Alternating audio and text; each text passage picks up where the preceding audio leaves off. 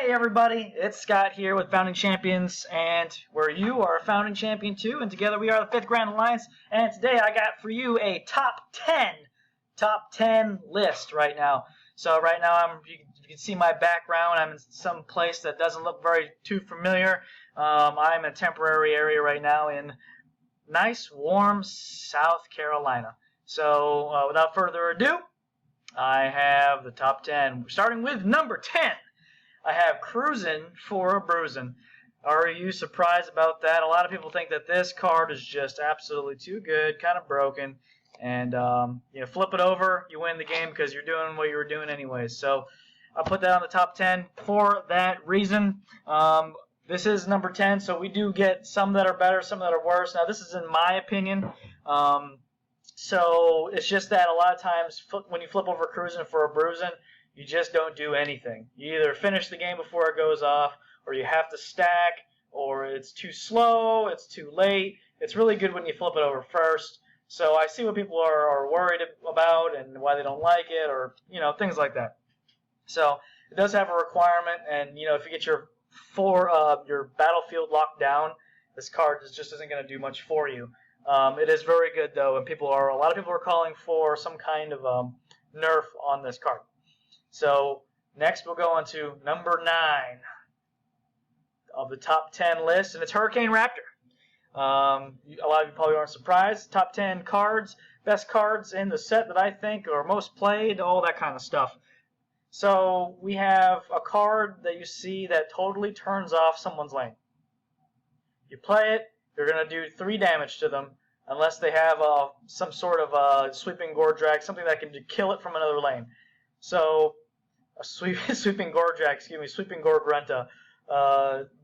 So Hurricane Raptor can shut down that lane, whatever it's trying to do. Say it's against a recruiter, it will stop it from playing that unit in that lane. So the highlighted champion cannot deploy spells, units, or abilities. It can use recruiter's effect, but it doesn't stop heroic actions. It just you can't kill it with a targeted kill spell, or something that kills in that lane.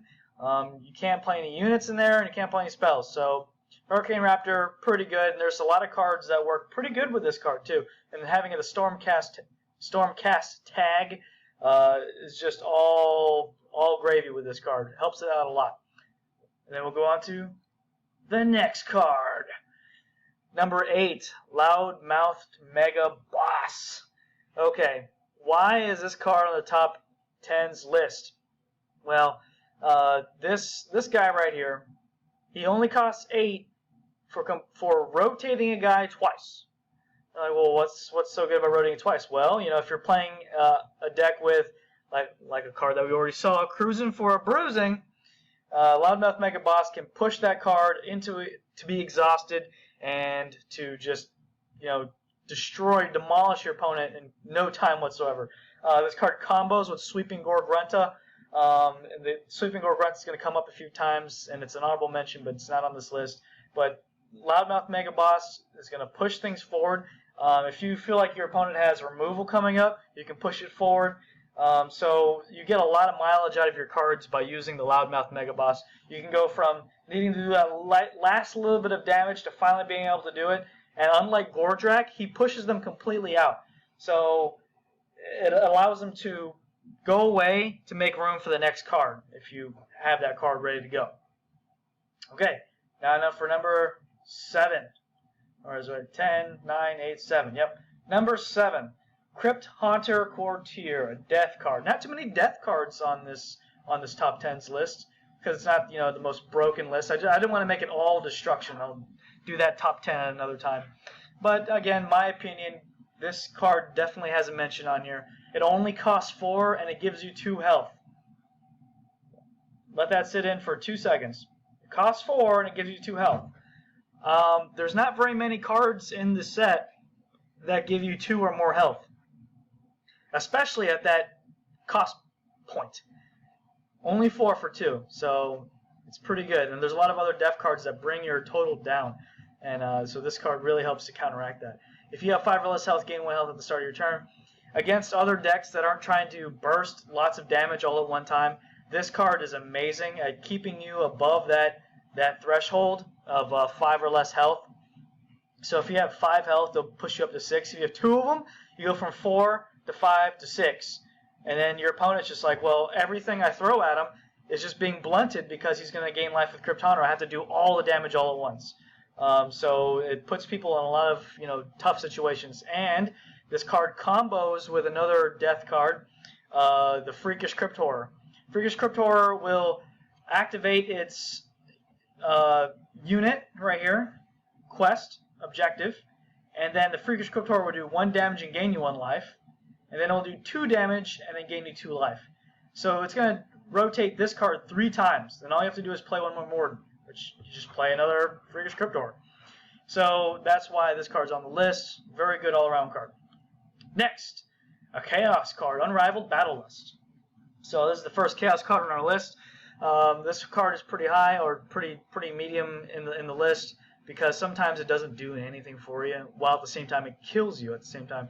So it's going to do eventually 3 damage to yourself. However, when it first flips over, it does X, so nothing's going to happen that turn. But the next turn, every time you deal damage to your opponent, it's going to do an additional 3. So there's a champion in Chaos that says activate, deal 1 damage. It's going to do 4 damage. All your rotating, because blessings rotate first, all the damage that your rotating units are doing are going to do that additional 3.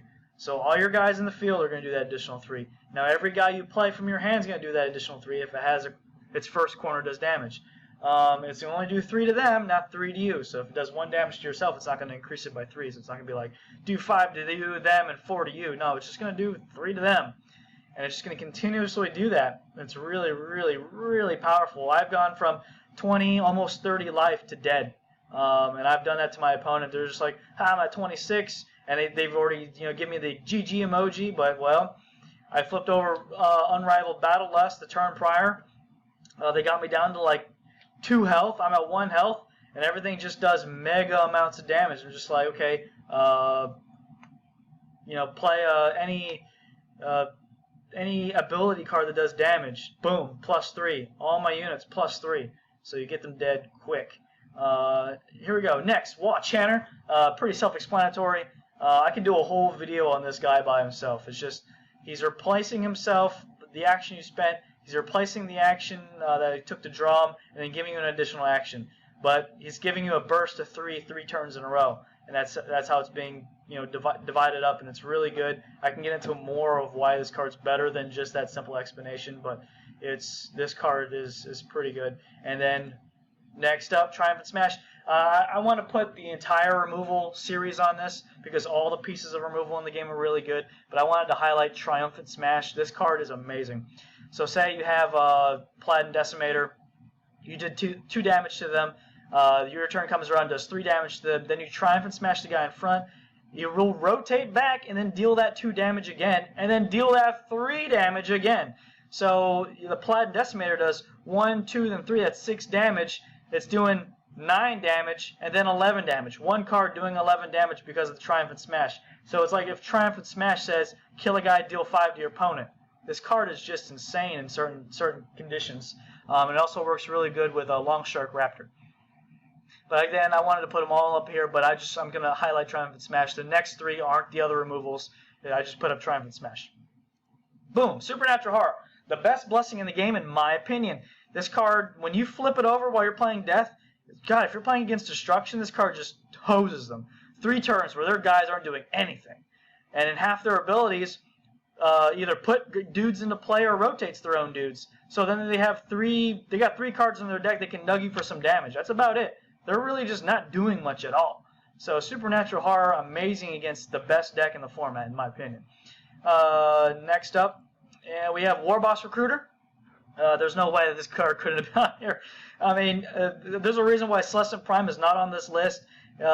Even though a lot of people think, oh man, Celestin Prime is so good, I can choose my card, draw at the beginning of the turn. Well, this card I can draw just like Celestin Prime. I can't choose between 1 to 2 cards, but I get whatever I get. But if it's an Orc, then it just goes into play.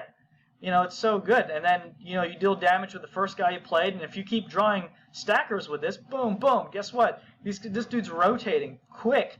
So Warboss Recruiter, just an outstanding card. Gives you 1 health, only costs 5. It's just, oh my gosh, this card's too good in my opinion. It's so good. And then we're going to go to our number 1. Okay, so some honorable mentions. I want to honorably mention Abhorrent Ghoul King. It says every time you play an ability that's either to his left or your right does 1 extra damage. It's really good in the Death Burn deck. And then another card is the actual card that's in Death Burn that says if your opponent is of a lower cost, which is this number right here, than you, they discard a card from their hand. So imagine just doing 5 damage to them and then having them discard a card. Plays like that are just amazing. That's why that deck exists. So our number 1, our top number 1 pick, GORDRAKK, the Fist of GORK. I'm sure you guys weren't surprised. You know, this guy had an errata. It says rotate all your units to their final corner, but he got an errata. It says rotate all of your orcs to their final corner. The reason why is because Cowardly Grots and some other cards were just very, very good, just doing way too much damage way too quickly. So, and I think this was an errata just based not off of how broken it was, but what they intended.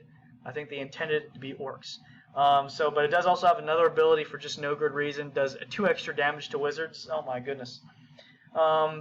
It's just so good. It's just weird also to have that ability. Iron Jaws, he's an Iron Jaw. They don't really have much anti-wizard effects and stuff, so it's just so weird to have that kind of ability on here. You would see something like this in like a Khorne unit from Chaos, because Khorne doesn't like magic at all. But to see that in GORDRAKK, it's just that extra line. Sometimes I feel like I'm just auto-winning against decks with wizards and spells. It's just, I feel like I'm auto-winning. This card is just really good. It rotates easy. Just nug him for 3, play a dude, ability stack, boom, he turns around. So this card's really good. It's no question whatsoever that this card's number 1. You know, a lot of other cards I put on here are based on my opinion and are very debatable, very debatable. So I do want you to comment in the comment section what you thought should have been on the list, what you shouldn't have been on this list. Just give me your thoughts, guys. Yeah, I can't get off GORDRAKK enough. It's just that card's so insane, but it's just very hard to debate this card not being the best card. And people are thinking about wanting to ban it. Cost 12. You can still put Recruiter in your deck. It gives you 2 additional health points. Just super, super good. So guys, I do want to thank you for watching. I hope you have an outstanding day, and I hope you enjoyed my little top 10 video. Guys, together we are the 5th Grand Alliance. Thanks for watching.